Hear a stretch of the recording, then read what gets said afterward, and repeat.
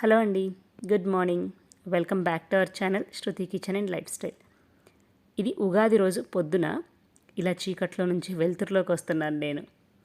Just blinds open చేస్తున్నాను అనమాట. జనరల్గా అయితే దీపు చేస్తాడు. ఈరోజు పండగ స్పెషల్ డ్యూటీ మనకు పడింది. లేచి పొద్దున్నే రాఘవేంద్ర స్వామి ఫోటోకి దండం పెట్టేసుకొని మన రోజుని మొదలు పెట్టేద్దాం.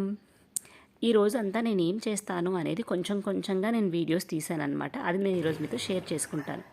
ముందుగా మీ అందరికీ ఉగాది శుభాకాంక్షలు. లేచి ఫ్రెష్ అప్ అయి టీ పెట్టుకున్నాను అనమాట. మన టీ అయ్యేలోపు నేను ఇవన్నీ ప్లాట్ఫామ్ మీద రెడీ చేసి పెట్టుకున్నాను.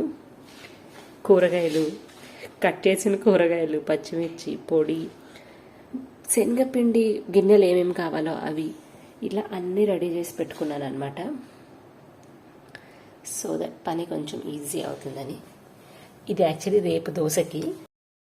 నాకు ఈ అలవాటు మా అమ్మ దగ్గర నుంచి వచ్చిందనమాట. మా అమ్మ పండగ వంట ఎప్పుడైనా బొగ్గులు పోయిపోయిందో చేయాలి మడి కట్టుకొని అన్నప్పుడు ఇలా ముందు అన్ని సామాన్లు తీసి పెట్టుకొని తర్వాత వంట స్టార్ట్ చేస్తారనమాట. అప్పుడు ఫాస్ట్గా అయిపోతుంది వంట, అన్నీ దగ్గరగా అవైలబుల్ ఉంటాయి కాబట్టి ఈజీగా చేసేయచ్చు అని. నేను ముందు రోజు నైటే కిచెన్ ప్లాట్ఫామ్ అంతా తుడిచిపెట్టుకున్నాను. జస్ట్ పొద్దున్నే ఒకసారి తడిబడితో తుడిచేసి ఇంకా వంట స్టార్ట్ చేస్తానన్నమాట. ఎందుకంటే ముందు మనం ఫస్ట్ ఇల్లు ఊడ్చుకొని తుడుచుకోవాలి. టీ తాగేశాను కదా, ఫుల్ ఎనర్జీ వచ్చేసింది. ఇంక ఇప్పుడు మొత్తం ఇల్లంతా ఊడ్చి తుడిచేశాను. హీటర్ ఆన్ చేసి పెడితే కూడా 20 నిమిషాల పైన పట్టిందనమాట ఆరడానికి ఇది. దాని తర్వాత దేవుడి సామాన్లన్నీ నేను ముందు వీకెండే కడిగి తుడిచిపెట్టుకున్నాను. జస్ట్ తీసి బయట పెట్టాను అంతే. రోజు ఇన్ని ఐటమ్స్ బయట పెడితే శ్రీత అస్సలు ఉండనివ్వదు. ఈరోజే తీశాను. తర్వాత మా అందరివి కొత్త బట్టలు కూడా దేవుడి దగ్గర పెట్టేసి పూజ చేసిన తర్వాత వేసుకుంటాను అనమాట. ఇంకా వంట స్టార్ట్ చేయడానికంటే ముందు నేను ఫస్ట్ కెటిల్ ఆన్ చేసి పెట్టుకుంటాను. అంటే నీళ్లు కాచి పెట్టుకుంటాను అనమాట. అది కెటిల్లో కానీ స్టవ్ మీద కానీ. ఆ లోపు మనం ఏవేవైతే పప్పులు అన్నీ పెట్టుకున్నామో అంటే కందిపప్పు, శనగపప్పు అవన్నీ కడిగేసి ఒక 5-10 నిమిషాలు ఎంతసేపు కుదిరితే అంతసేపు నానబెడతాను అనమాట. దాని తర్వాత వేడి నీళ్ళు వేసి కుక్కర్ పెడతాను, ఫాస్ట్గా అయిపోతుంది. ఇంతలోపు మేము ప్రీ బుక్ చేసుకున్న వేప పూత వచ్చిందనమాట. ఈ కవర్లో ఒక చిన్న రెమ్మ వేపాకు పెట్టించారు. శాస్త్రానికన్నా ఒక్క పువ్వు ఉంటుందేమో అనుకున్నాను, లేదనమాట, జస్ట్ ఆకులు ఉన్నాయి. సరే ఇంకేం చేస్తాం, దొరికిన దాంతో పెట్టుకున్నాం అంతే. దాని తర్వాత కందిపప్పు, సీమంకాయ పప్పు చేస్తున్నాను. శనగపప్పు పాయసం, కొద్ది కాజు కూడా ఉడకడానికి పెట్టాను అనమాట. ఇది మంచి టేస్ట్ ఇస్తుంది పాయసానికి. దాని తర్వాత ఒక కడాయి పెట్టుకొని దాంట్లో డ్రై రోస్ట్ చేయాల్సినవన్నీ డ్రై రోస్ట్ చేసి పెట్టేస్తున్నాను. ఈలోపు శ్రిత లేచింది. జేజ మనకి కొత్త బట్టలు ఇచ్చాడు అని చెప్తేనే ఆమె వచ్చి దేవుడికి దండం పెట్టుకొని థ్యాంక్స్, ఇంకా అలాగే ఉగాది విషెస్ చెప్తోంది అనమాట దేవుడికి. తర్వాత మీరే విందురులేండి ఆమె చెప్పేటప్పుడు. మళ్ళీ మనం బ్యాక్ టు కుకింగ్ వద్దాం. నేను ఏమేం చేయాలనుకున్నాను అనేది నేను మెనూ ఇక్కడ చూపిస్తాను. నేను ఫస్ట్ ఒక రౌండ్ కుక్కర్కి పెట్టేస్తున్నాను అనమాట. ఎందుకంటే చిత్రాన్నం అలాగే పెరుగన్నం కలపడం కోసమని. నేను అన్నిటికీ కలిపి ఒకటే పోపు పెట్టేస్తున్నానండి. అంటే పచ్చళ్ళకి, కూరకి, చిత్రాన్నంకి ఇట్లా అన్నిటికీ కలిపి ఒకటే పోపు పెట్టేస్తాను.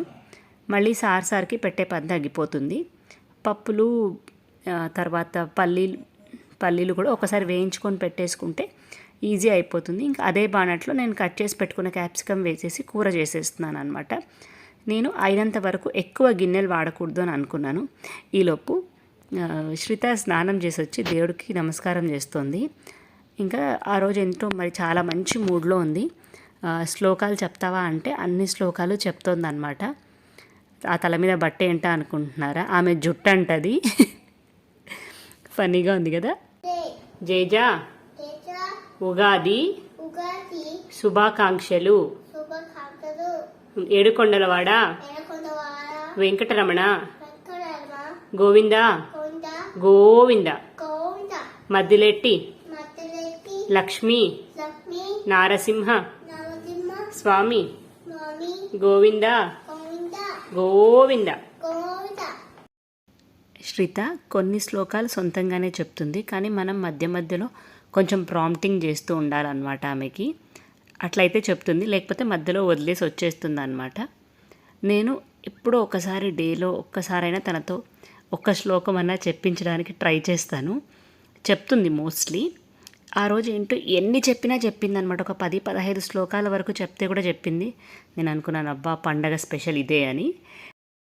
నా వంట అయితే అయిపోయింది. నేను ఏం వండానంటే పెసరపప్పు కోసంబరి, ఇంకా మామిడికాయ దోసకాయ పచ్చడి, క్యాప్సికమ్ కర్రీ, సీమంకాయ పప్పు, చారు, అన్నం, చిత్రాన్నం, పెరుగన్నం, శనగబ్యాళ్ళ పాయసం, ఇంకా బీరకాయ బజ్జీ ఇవి చేశాను అనమాట. నేను ఫుడ్ది మొత్తం వీడియో తీయడం అయితే నాకు కుదరలేదండి. నెక్స్ట్ టైం నేను ఈ పాయింట్ గుర్తుపెట్టుకొని చేసిన తర్వాత మంచిగా వీడియో లేకపోతే పిక్చర్ తీయడానికి ట్రై చేస్తాను. భోంచేసి కొద్దిసేపు రెస్ట్ తీసుకున్న తర్వాత సాయంత్రం మేము దుర్గాదేవి టెంపుల్కి వెళ్దామని అనుకున్నాం అనమాట. మేము టెంపుల్ దగ్గర రీచ్ అయ్యేలోపు ఇలా ఫైర్ వర్క్స్ స్టార్ట్ అయ్యాయి. శ్రీత అయితే ఫుల్గా ఎంజాయ్ చేసింది అనమాట ఈ ఫైర్ వర్క్స్ చూసి. ఎందుకో తెలీదు, ఇండియాలో ఉన్నప్పుడు కొంచెం భయపడేది, ఇక్కడేమో ఫైర్ వర్క్స్ అంటే చాలా ఎంజాయ్ చేస్తుంది.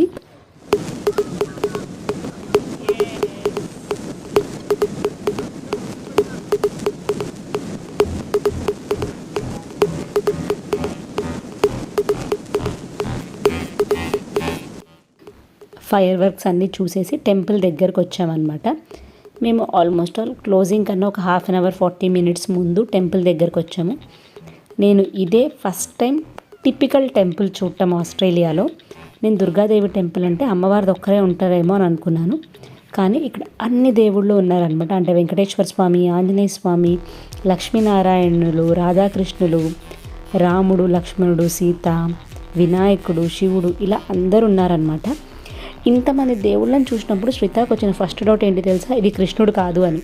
ఎందుకంటే బ్లాక్గా బ్లూగా లేడు, వైట్గా ఉన్నాడట కృష్ణుడు. అది ఆమెకు వచ్చిన డౌట్. కానీ టెంపుల్ చాలా బాగుందండి. మేము క్లోజింగ్ టైంకి రావడం వల్ల ఏమో ఎక్కువ క్రౌడ్ అయితే లేరు. సో మేము హ్యాపీగా ప్రశాంతంగా అన్ని దర్శనం చేసుకుంటూ వచ్చామన్నమాట. ఇంక ఇక్కడ శివాలయంలోకి వస్తే మనతో అభిషేకం చేయిస్తున్నారనమాట. మనకు కొంచెం మంచినీళ్ళు ఇచ్చి అభిషేకం చేయమని చెప్తున్నారు.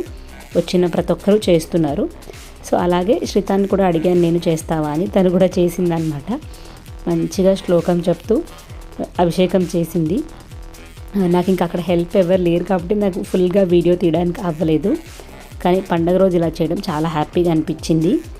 దాని తర్వాత టెంపుల్ అంతా ఒకసారి చూసేసి ఒక 5-10 నిమిషాలు కూర్చొని తర్వాత ప్రసాదానికి వెళ్ళమని చెప్పారనమాట. వెనక ఒక పెద్ద షెడ్ లాంటిది ఉందన్నమాట, డైనింగ్ హాల్ అట అది. అక్కడ ప్రసాదం అది ఇస్తున్నారు. నేను ప్రసాదం అంటే ఏదో కొంచెం పెట్టిస్తారని అనుకున్నాను, కానీ ఫుల్ భోజనం లాగా పెట్టారండి.